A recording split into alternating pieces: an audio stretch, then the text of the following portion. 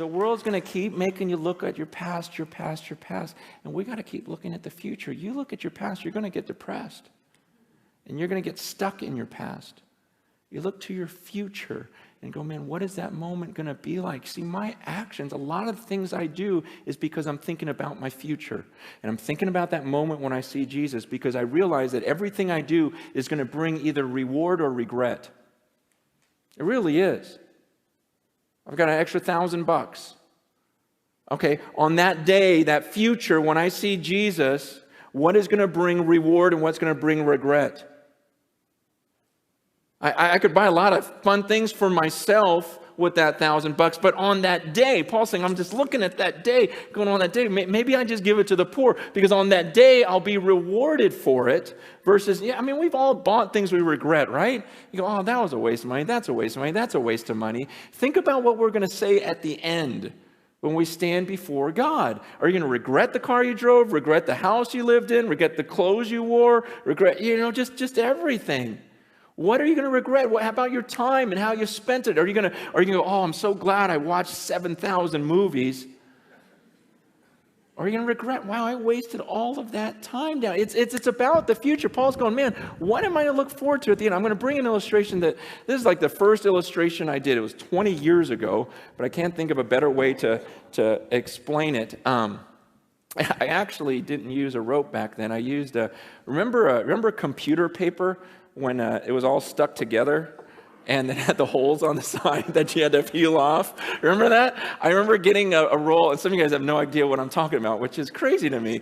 But because that was the best, and it never worked right because of the rolling things. But I remember being a youth pastor, and I put that computer paper all the way around the room, and but I'm going to use a rope now because I can't find that computer paper. Imagine this rope, okay? Pretend this rope just goes on forever, okay? Just imagination. Pretend it goes around the world a few times. It doesn't. It ends at the rock. But let's just imagine this thing goes on forever. Now imagine that this rope is a timeline of your existence. You just exist forever. You see this red part? This would represent your time on earth.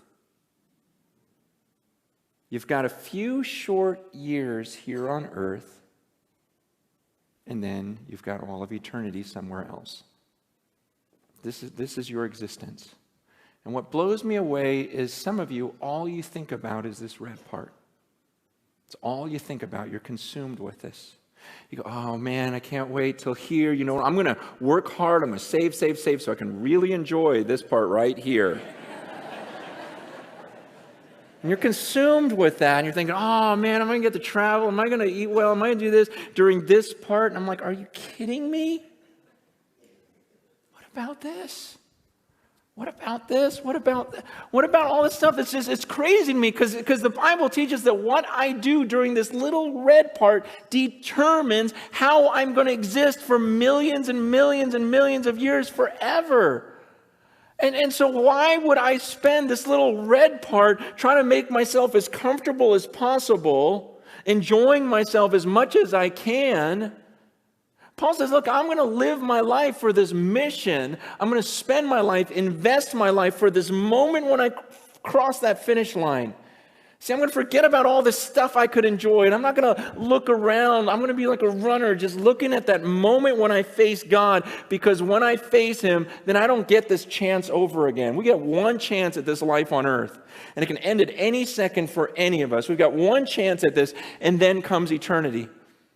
And I'm not going to be fooled. I'm not going to spend my life down here. See, people look at some of my decisions and go, oh, you're so stupid because that's going to really affect this. I go, no, you're stupid because it's going to affect all of this. Man, I'm serious. I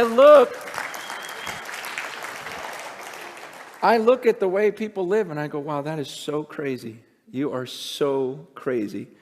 You're going to do that right now, just to enjoy right now, not even knowing if you have tomorrow, and you think that's smart and that I'm dumb? It doesn't make any sense. Paul goes, I'm not going to look around at all this stuff. And it's tempting. It's tempting to all of us. That's what I'm saying. Down here, it's crazy because everyone lives that way.